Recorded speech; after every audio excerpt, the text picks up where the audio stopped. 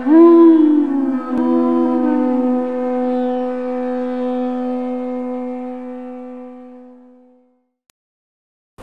Namo Bhagavate Vasudevaya.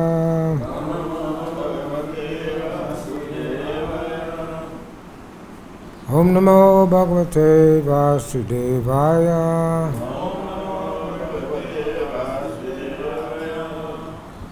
Om Namo Bhagavate Vasudevaya.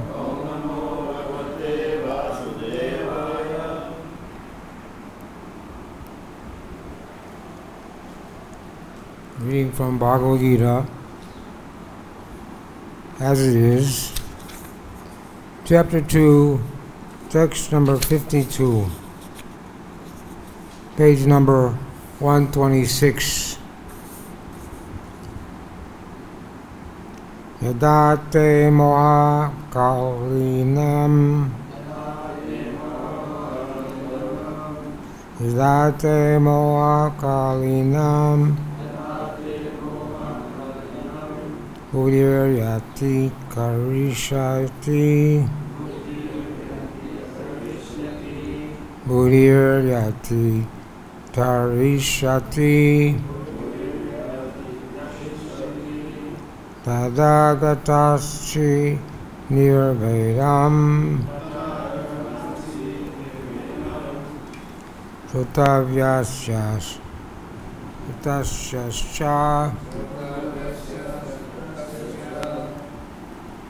Date moha kaliyam Udiryati tarishati Tatagatatasi nirvedam Utavyasya shatasya cha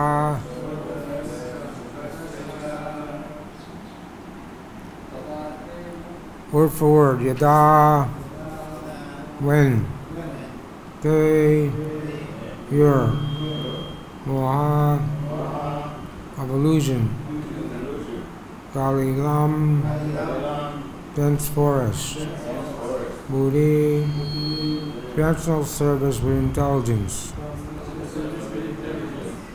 yatitaryan, yishati, too loud.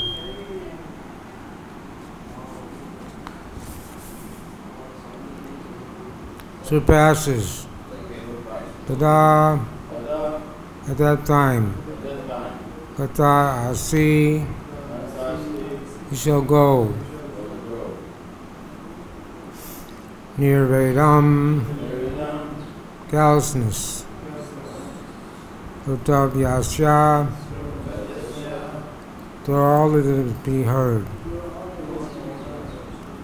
Utasya, all that is already heard. Cha, also.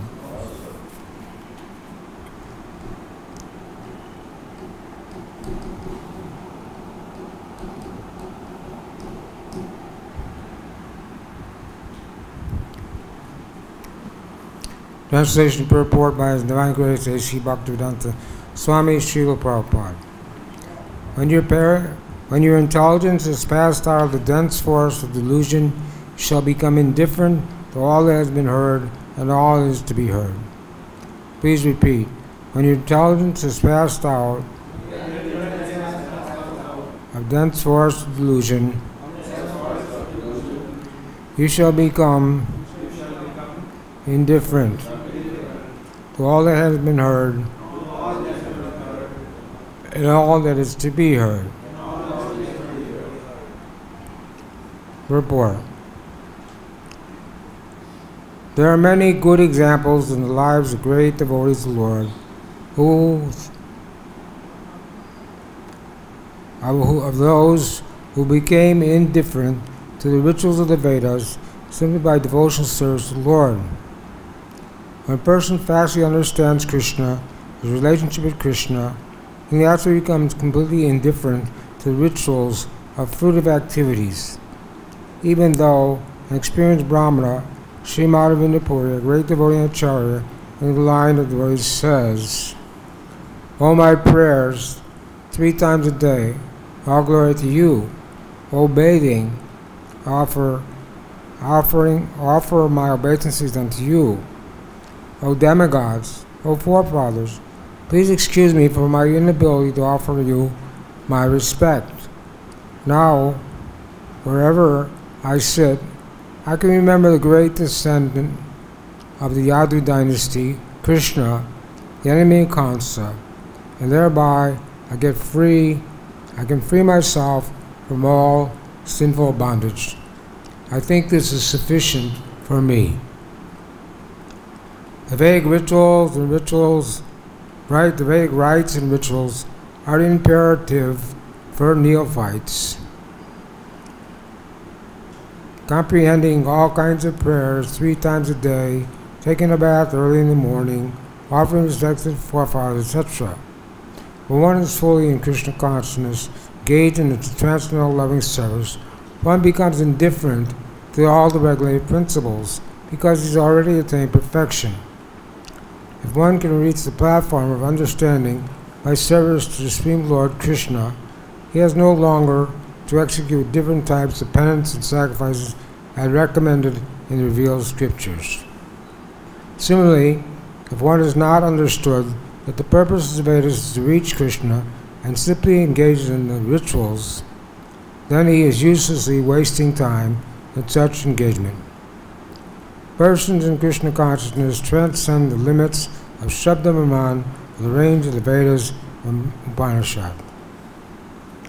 Om Aryanata Ramdasya Chinajana Shlakaya Sakshurimitam Jena Tadme Shri Gurave Namaha Shri Chaitanya Manobhistam Stapitam Yena Bhutale Swam Rupa Gadamayam Danti Swapanantikam Shri Krishna Chaitanya Prabhu Nityananda Shri Advaita Gadadhar Srivastava Gaur Bhaktivinoda Hare Krishna, Hare Krishna.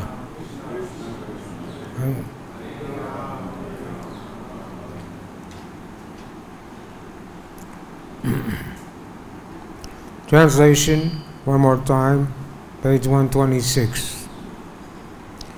When your intelligence is passed out of the dense forest of delusion, you shall become indifferent to all that has been heard and all is to be heard.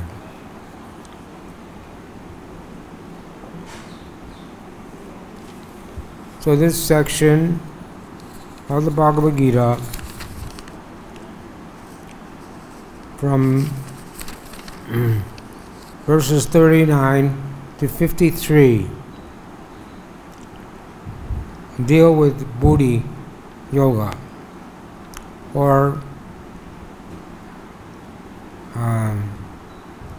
trying to convince Arjuna to fight without fruitive reaction, to fight without considering loss or gain, pain or pleasure, happiness or distress, all these dualities in the material world. So, Krishna is speaking to Arjuna because Arjuna always had this misconception that if he fought the battle Kurukshetra, the result would be he would have to suffer miserably. Some consequences of sinful reaction. But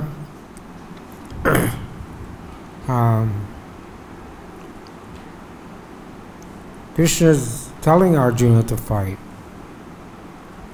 And so there will not be any sinful reaction because Krishna is to Bhagavan Swayam, Krishna is the Supreme Personality of Godhead, and he comes to this material world.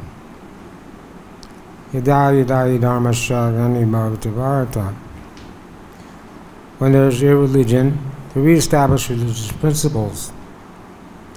And he comes to relieve the burden of the earth. So, was Arjuna wasn't a scholar, Vedic scholar, but he had some intelligence about the Vedas. Evam parampara praptam imam rajasu vidu. The message of Bhagavad was spoken to the saintly kings. So saintly kings previously, in different ages, also knew about the Vedas, knew about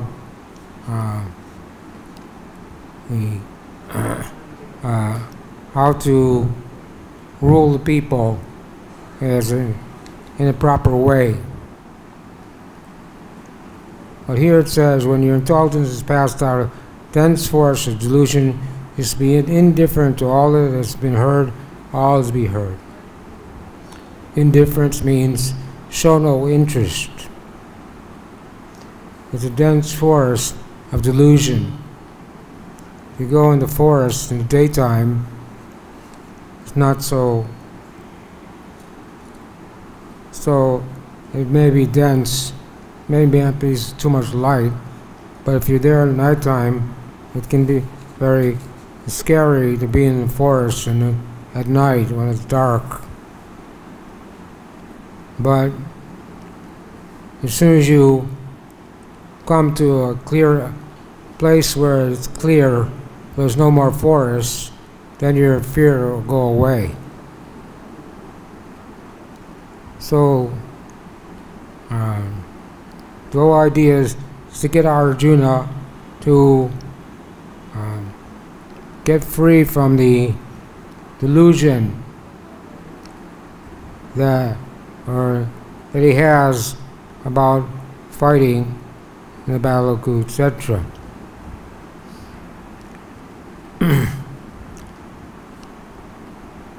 So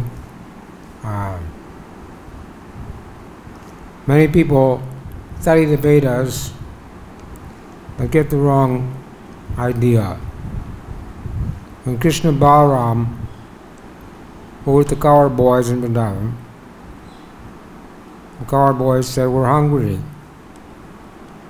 So Krishna and Balaram said, "Okay, you go to these Brahmins who are performing sacrifice and tell them that we're hungry, give us some food." But Krishna said, my father's a Vaishya, and Balaram's a Kshatriya, so better Balaram ask in the name of Balaram. So the cowherd boys went to these Yagya Brahmanas and said, "We're hungry, please give us some food. We've been sent by Krishna Balaram." But the Yagya Brahmins are so busy in their performing rituals, Vedic rituals, and they didn't understand anything who Krishna was, Krishna Balaram were, or anything about devotional service. So that when the boys asked them, they didn't even reply. They simply ignored them. So the boys were disappointed, went back to Krishna Balaram, told him what happened. He said, "Now you go to the wives of the Brahmanas." So the cowherd boys went to the wives of the Brahmins and said, "Krishna Balaram are hungry, and they're requesting that you bring some food." So the wives of the Brahmins were there because when the person performs Vedic sacrifice, also his wife is supposed to be there to assist in the ceremony. But they were not concerned about their own welfare. They were not concerned about rituals. They said, Krishna Balaram was hungry. They immediately went to their house, gathered up all their food, and went to Krishna and Balaram. Even though their husbands and relatives all objected, "You can't go to Krishna like this, but they said they didn't care. They just went to Krishna and supplied him whatever he needed. So this is what's being described here, that people study the Vedas without understanding the meaning of the Vedas. Krishna says, Vedanta Krit Veda Veda Vichaham. I am the knower of the Vedas and the goal of the Vedas.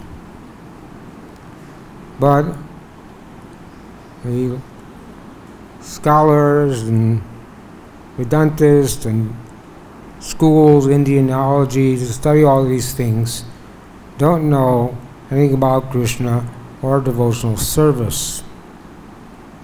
One devotee went to school, studied philosophy. He had a philosophy teacher who knew all the different philosophies, Chinta Veda Veda Tattva and Advaita Advaita and all these things. We don't even know so clearly. But when it came time to decide what he should do with his daughter, he went down the street from his house. There was a church there. He joined the church. So even though he had studied all the Vedas and he was a scholar, he didn't become a devotee of Krishna. Krishna says, Vedanta Krit Veda Veda Evichaham, that I am the goal of the Vedas. So we read that. He said in verse 44 that Bhogaisara Prasatkanam Japita Chetasam Jamika Bodhir Samsido Navijate. The minds of those who are too attached to sense enjoyment and material opulence and are bewildered by such things, the resolute determination for devotional service to the Supreme Lord does not take place. So this is the circumstances.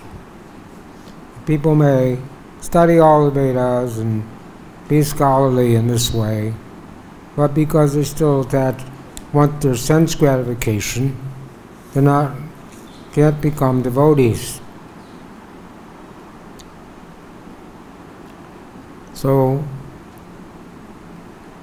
Krishna is telling Arjuna to become indifferent to the flowery language of the Vedas. That's in the next verse. When your mind no longer disturbed by the flowery language of the Vedas, when it remains fixed in the trance of self-realization, then you will attain the divine consciousness. So there's so many rituals people perform so they can have their sense, so they can go to heavenly planets, worship different demigods, different things are there. But Krishna says that in the 7th chapter, 9th chapter, that those who worship demigods, the fruits are limited and temporary, and that they're less intelligent. The demigods can give you, you can get the results of what you want. You can even go to heaven and enjoy it for so many years, but it doesn't get you free from the bondage of repeated birth and death. So originally, Lord Brahma took birth on the lotus stem, lotus flower, emanating from Garbhodakshayi Vishnu. And Brahma is the secondary creator. He's not the original creator, he's the secondary creator. So Brahma didn't know. He knew he was supposed to create the universes, but he didn't know how to do it. So he was sitting on his lotus flower, and he traveled down the way, tried to find out the source of the lotus flower, but he couldn't do that. And he came back out, he sat down on the lotus flower, and he heard the word tapa. Tapa means tapasya, means that he should perform austerities. So Brahma sat in meditation for 100 years, the demigods. And after that, Lord Krishna, Lord Vishnu was pleased with him for his devotion, and came to him and shook his hand, and one of his hands. He's got 4 heads, he's got 4 hands, and Vishnu has 4 hands, and imparted Vedic knowledge unto the heart of Brahma, Tene Brahma Hridaya Kavaye. So originally there was the one Veda, and Veda means end of knowledge. Vedanta philosophy is there to educate people in this world. So in former times, in Satya Yuga, 100% of the people were God conscious. In Treta Yuga, 75% of the people were God conscious. In Dwapara Yuga, 50% were God conscious. In Kali Yuga, 25%, are next to none are God conscious. Most of the world, 99.9% of the world, has become atheistic, even though they make some show of religion, Dharma Kaitava. This is called Dharma Kaitava, cheating religion. Well, many people follow some religion. People want Dharma, Artha, Kama, Moksha. They want religiosity, economic development, sense gratification, and liberation. But very few people even know about liberation. They just follow some ritualistic ceremonies, go to church or whatever, once a week, or once a month, or once a year, and pray to God for some material benefits so they can have their sense gratification. So most people in this world think that having sense gratification is the goal of life. To satisfy the tongue and the belly and the genital, they think that is the goal of life. In Kali Yuga it says, if someone can fill his belly, satisfy his tongue, then he thinks himself successful. So all over the world, there's so many restaurants, so many bars, so many facilities for people to do these things. We're reading in the 7th canto, where Prahlad Maharaj met the Python man. And then Prahlad Maharaj inquired from him. He said, if you don't think my question is impudent, he wasn't criticizing him, but he asked the man, why are you fat? The Python man wouldn't expect him to be fat because he just stayed in one place and accepted whatever came on its own accord. So he never really answered that question, why he was fat, but he did say, sometimes I eat sumptuously. So you have to eat sumptuously for quite some time to get fat. And we see people in this modern civilization, more and more people are becoming fat, not only fat, but obese. And they have to go travel on the airplane, they have to buy 2 tickets because they can't fit in one seat, they have to have 2 seats. So this is going on all over the world. People are eating so much junk food and trying to satisfy their tongue in so many ways, creating so many problems. But we know that Rupa Goswami says that eating more than necessary is detrimental to devotional service. And Prabhupada wrote in the purport in the Bhagavatam that being fat blocks one's ability to understand spiritual knowledge. So devotees should honor prasadam at regular times. They shouldn't eat too little or eat too much. They should keep their body healthy so they can perform devotional service. Sometimes we see when the brahmacharis are not satisfied in the brahmacharya ashram, and thinking that married life will be more convenient, or married life will be more a better way to live. And we see as soon as someone gets married, first after some time they start to put on weight, they start to become fat. So it's not so that advantageous. Start eating nice food and getting all the comforts you want. It's not what Krishna consciousness is all about. Krishna consciousness is meant to become detached from all these things, not become more attached. So the Brahmanas were the Veda Vada Ratas. The Brahmanas who did all the rituals, but they didn't have any devotion for Krishna Balaram. So when the wives came back, they appreciated the fact that their wives had devotion for Krishna Balaram. And they said, to hell with our rituals and our sacrifices, to hell with all. But they were still afraid of Kamsa, so they couldn't become devotees. They couldn't go to Krishna. So this is one example. When Lord Chaitanya went to Benares, he met the Mayavadi sannyasis. And Shankaracharya, Lord Shiva, Krishna sent Lord Shiva and Shankaracharya to preach Mayavadi philosophy. Formerly, people were committing animal sacrifice, killing animals in the name of the Vedas. So Lord Buddha appeared, and he stopped that by telling the people not to follow the Vedas. So Shankaracharya was sent by Lord Shiva, by Krishna, to bring people back to the Vedas.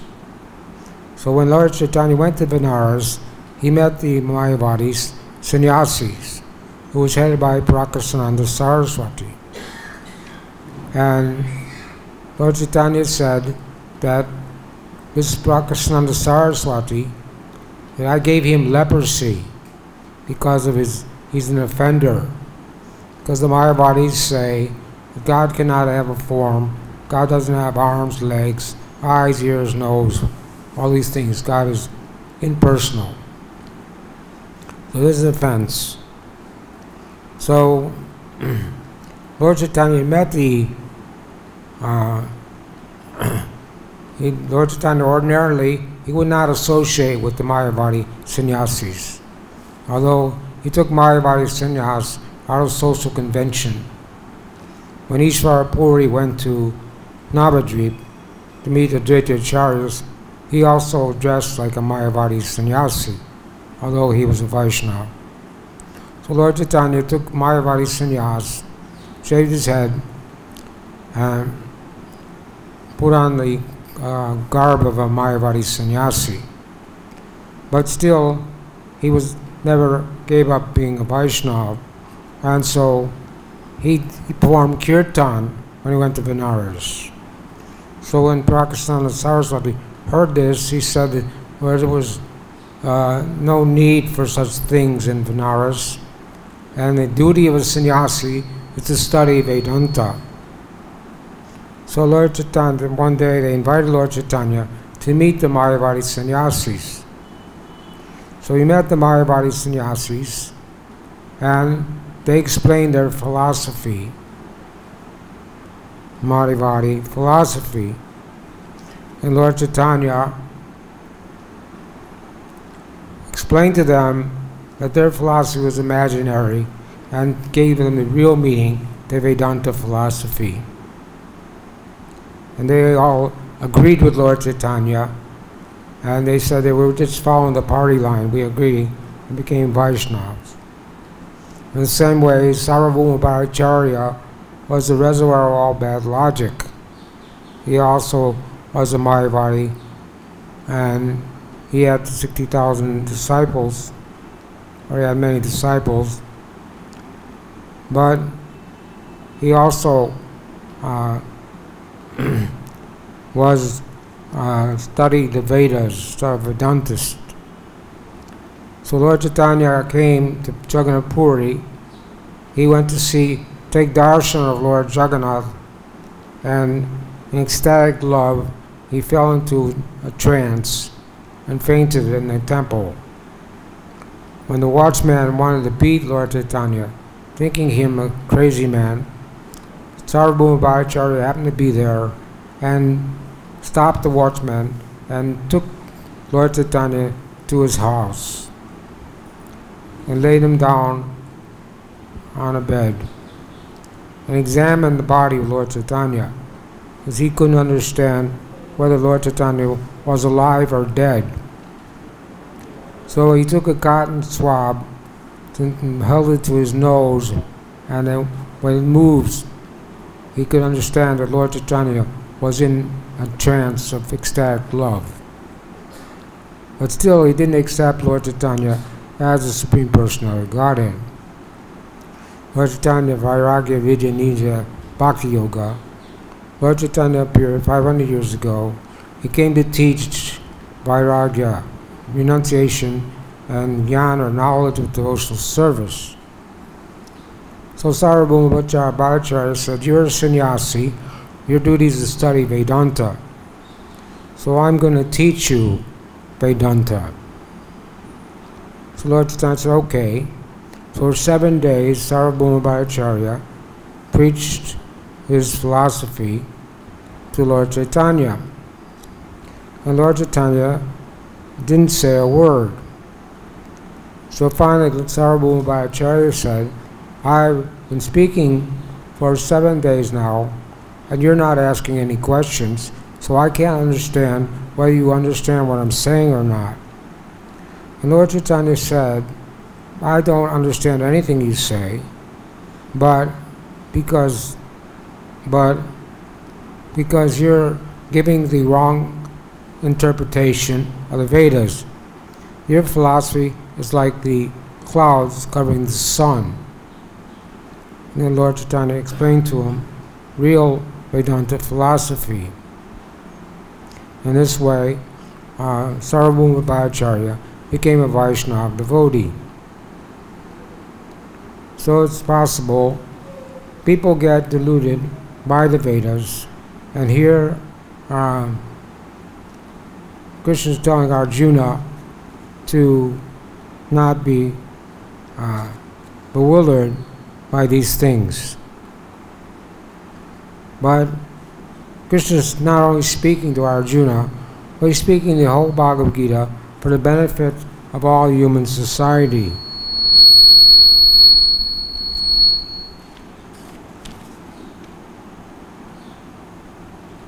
So,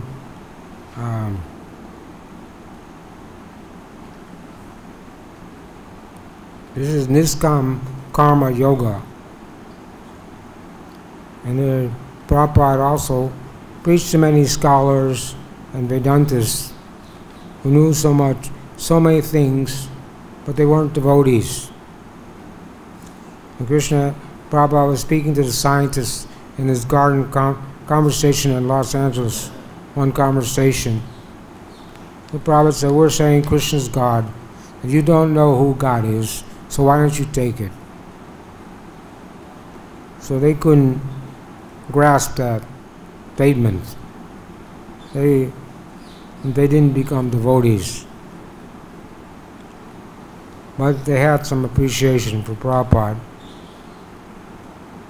So here Madhavendra Puri is saying that all the Vedic rituals are there, but I can remember the great descendant of the Yadu dynasty, Krishna, the enemy of Kamsa. Thereby I can free myself from all sinful bondage. I think this is sufficient for me. There was one devotee named Gopinath Patanaya. He said people worship Krishna in this way and that way, but as far as I'm concerned, I worship Nanda Maharaj, in whose courtyard the Supreme Personality of Godhead Krishna has appeared. So,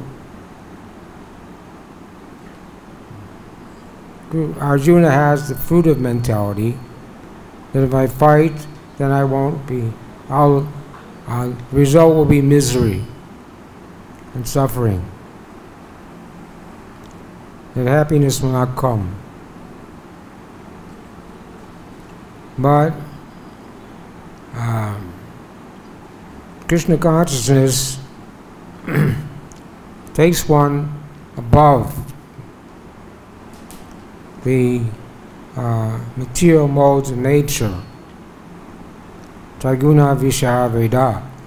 Krishna told Arjuna, rise above the modes of nature. This is a material consideration, the mode of passion, goodness, and ignorance. Shouldn't be influenced by the modes of nature. And here, there are rituals. It's describing different rituals persons have to perform. But in Krishna consciousness movement, since when we come to Krishna consciousness, we cannot expect to be realized souls. We can't expect to practice Raganuga Bhakti or pure devotional service immediately. So we have to follow Vaidhi Bhakti, which means we follow the rules and regulations. So this is required. Everyone should follow the rules and regulations and then take Diksha or accept the spiritual master, Tad Vidi Paripantanya, Paripasena Sevaya, Updekyanti Te Gyanastapa Darshanaha.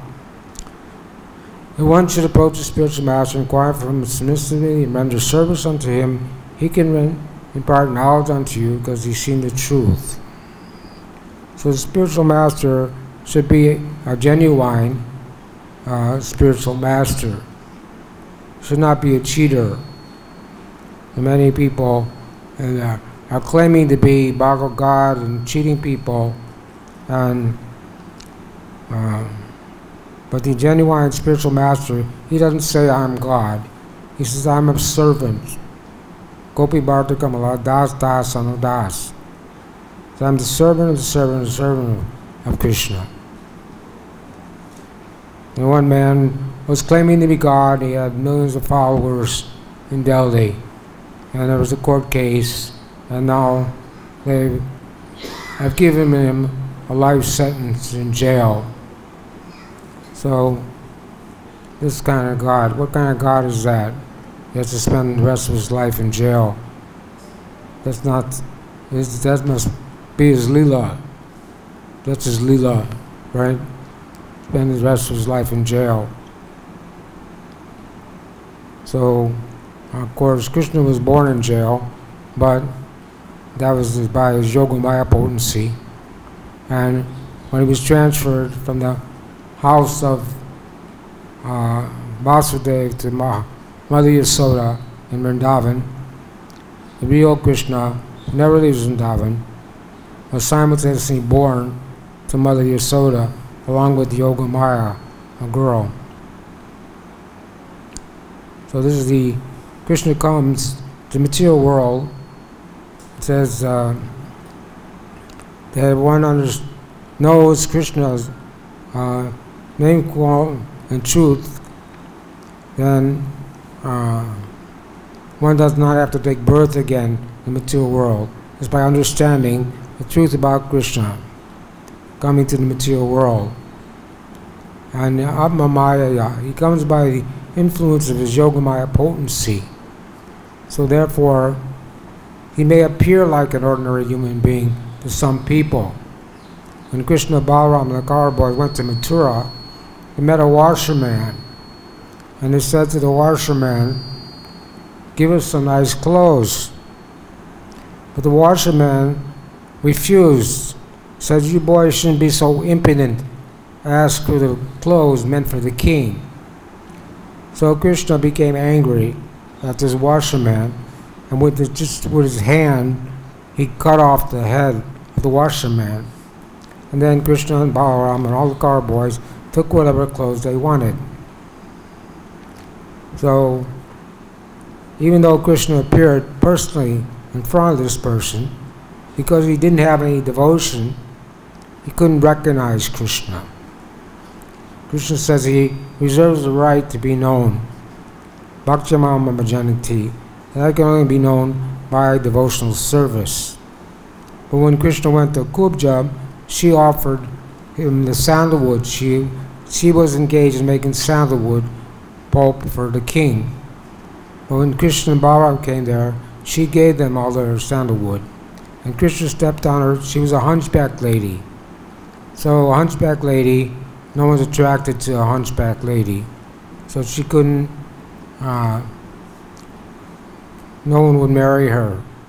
So Krishna put his foot on her toes and pulled on her chin and straightened her out and made her into a beautiful young lady.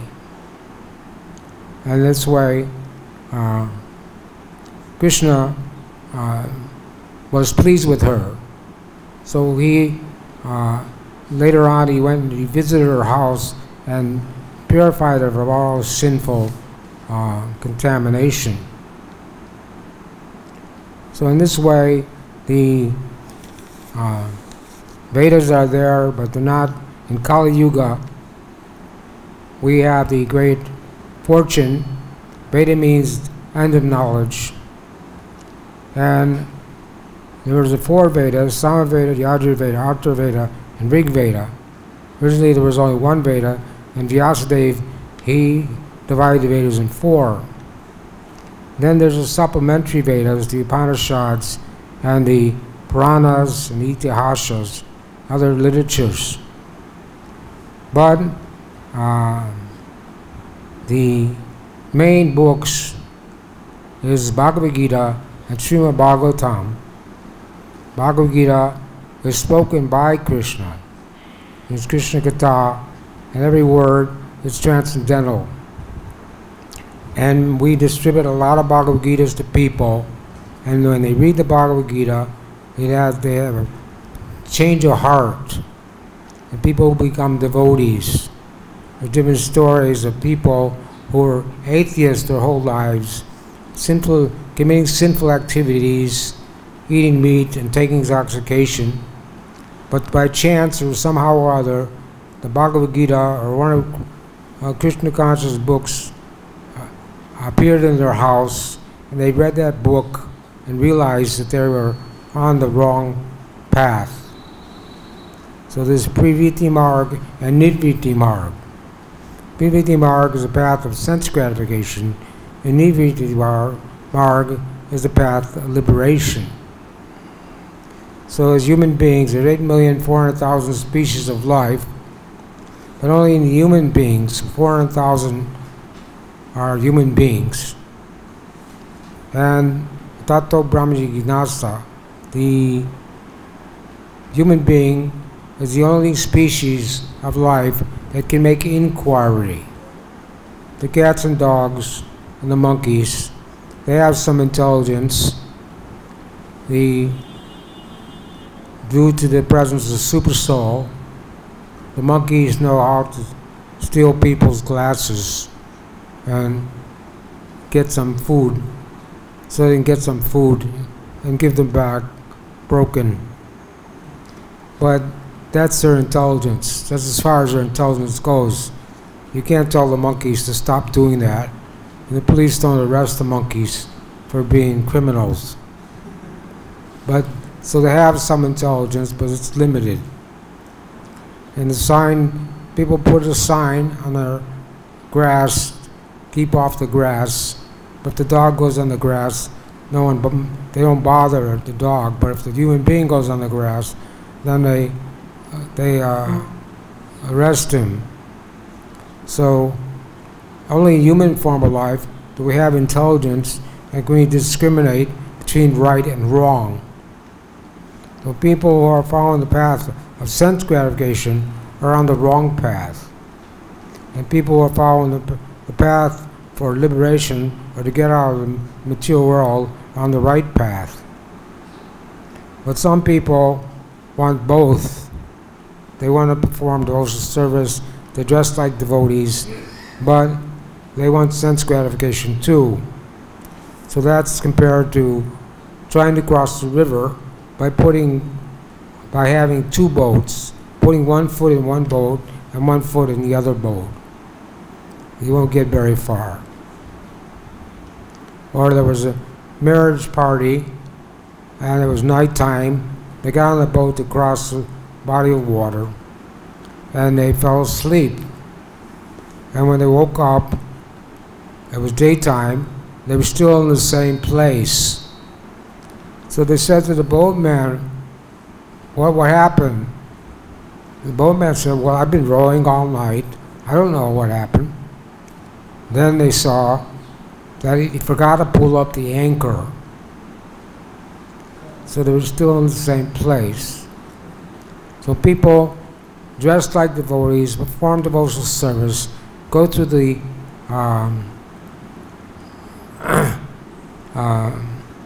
maybe attend all the programs and go through the rituals, but they're not trying to develop their Krishna consciousness. Here it says that people, if one has not understood the purpose of the Vedas is to reach Krishna, simply engage in rituals, then is uselessly wasting his time.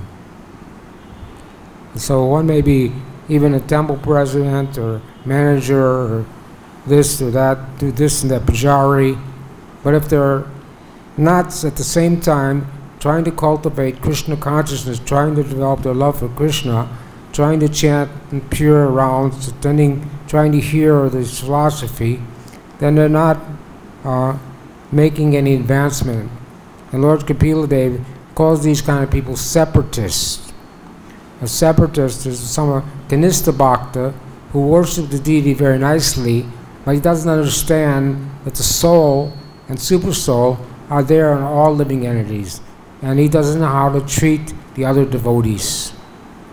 And we've seen this here, that the pujaris, they become angry and they are fighting with each other and arguing and so many things they do because they're Kanista Bhaktas and they don't really understand anything about the soul being in everyone's heart and how they should learn to love everyone as being part and parcel of Krishna. Krishna says, Mamam Mamsa Jiva Loke Jiva Bhuta Sanatana. Every living entity is my eternal fragmental part, and due to conditioned life, they're struggling with these senses, which includes the mind. So, devotees shouldn't waste their time just in management and doing so many things, but at the same time, we should practice Krishna consciousness. And because we're practicing Vaidhi Bhakti, we have to attend the morning program, chant 16 rounds, and follow the 4 regular principles. No meeting, no gambling, no intoxication, no illicit sex. At least we should do these things. And we should also try to chant attentively. Now in Harinam Jamani, Haridas Thakur says even if one chants 64 rounds, if he doesn't feel ecstatic symptoms, then it means he's still merely has material attachments, still materially contaminated. So, Namashintamani Krishna Chaitanya Rasa Vigraha. Krishna, in this age of Kali Yuga, we don't have to study the Vedas, we don't have to follow the Vedic rituals. Harinama, Harinama, Harinama, Eva Gavalo, Kaluna Sevana, Sevana, Seva, Gapchiranita. The only sacrifice in this age, Yagnar, Sankirtan prayer, Jantihi Sumeda Shaha. That those who are intelligent will take to this process of chanting the holy name, Hare Krishna, Krishna Krishna, Hare Hare, Hare Rama, Rama Rama, Hare Hare.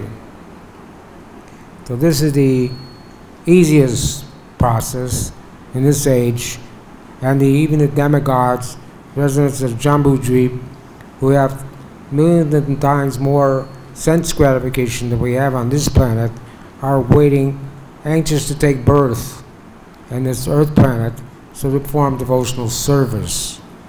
Because in the heavenly planets, there's too much sense gratification. The people can't become God conscious. Hell's planet is too much suffering. But in the earth planet, there's suffering and happiness, but not too much of either one. So it's moderation, it's moderate. So someone can easily take the devotional service. So many people have seen that by their, because we have independence, Krishna is giving the living entity independence, and by our free will we can choose whether we want to serve Krishna or whether we want to disturb Krishna. So when one becomes a devotee, he's declaring war on Maya, material energy. But if you don't want to, you're not sincere, you don't want to serve Krishna, you want to disturb Krishna, then Maya will take you away. But if you want to serve Krishna, then Maya will help you to become a devotee. So in this way, we understand Krishna consciousness is a razor's edge, and padam padam vipadam natesam. There's danger at every step. So we have to be diligent and try to practice Krishna consciousness very strictly, and not be allured by anything which doesn't foster pure devotional service. Anyabhilasita sunyam jnana karma ravitam anukulena krishnasno bhakti uttamam. This is pure devotional service. So Arjuna wasn't a Vedic scholar, but he was confused about his duty, and so Krishna is telling him that you should come out of the dense forest of delusion and become indifferent to what he had heard, and show no interest in Vedic rituals and ceremonies, but to fulfill his desire. Krishna's desire was that he fight the battle of Kurukshetra, and that he will come out victorious. Of course, there was no chance of Krishna and Arjuna losing the battle of Kurukshetra, because he had Krishna on his side. And whenever Krishna's on someone's side, it's always victory. Victory will always be there. So in this way, this section of the second chapter deals with karma kanda, trying to convince Arjuna not to be allured by the karma kanda section of the Vedas to get some sense gratification, but to just fight for the benefit of fighting and leave the results up to Krishna. So there's many more things to be said about this verse and purport, but our time is finished. Does anybody have any comments or questions?